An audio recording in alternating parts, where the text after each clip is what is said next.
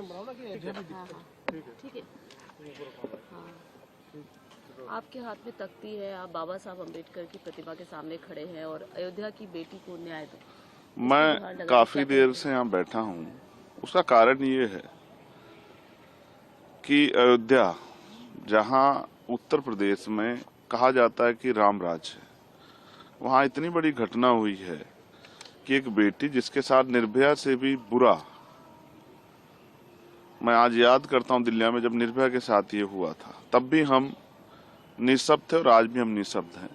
उसकी टांग तोड़ दी गई, उसकी आंख फोड़ दी गई, उसको 3 दिन तक वो गायब रही, पुलिस तमाशा देखती रही, क्योंकि किसी नेता की, किसी अभिनेता की, किसी मंत्री की, किसी पूंजीपति की, किसी उद्योगपति की बेटी नहीं थी, गरीब की बेटी थी।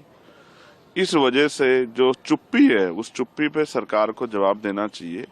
वो जिस दशा में मिली थी, खून से लथपथ, अभी तक पुलिस के हाथ खाली हैं। 3 दिन तक उसकी सर्च नहीं किया गया क्योंकि वो बेटी दलित की थी, वो बेटी अयोध्या की थी।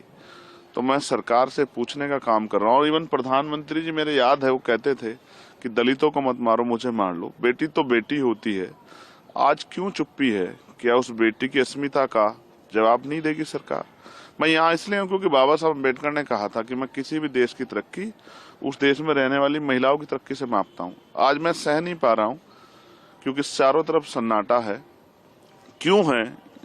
जाति व्यवस्था की देन है या मीडिया सरकारों के खिलाफ आवाज नहीं उठनी चाहिए? बहुत सारे सवाल है, उनको लेकर मैं बाबा साहब अम्बेडकर की शरण में हूँ।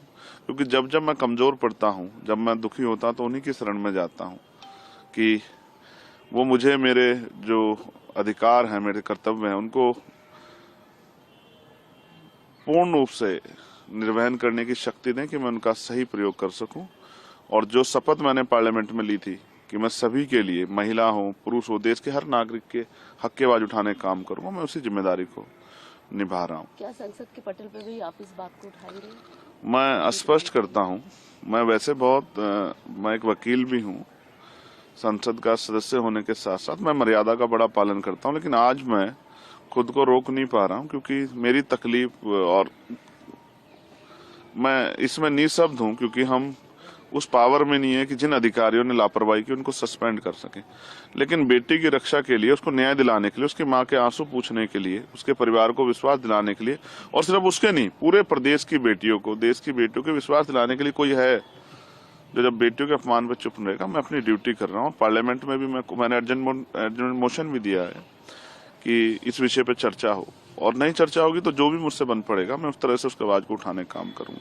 मेरे लिए महत्वपूर्ण है कि बेटी के सम्मान की, और ऐसा न्याय हो कि वो किसी पार्टी जुड़ा हो, किसी धर्म से जुड़ा, किसी जाति जुड़ा, ऐसा न्याय हो कि दोबारा कोई अपराधी किसी बेटी का अपमान करने से पहले 1000 बार सोचे। इसको सुनिश्चित कराने के लिए आज मैं यहाँ बैठा हूँ।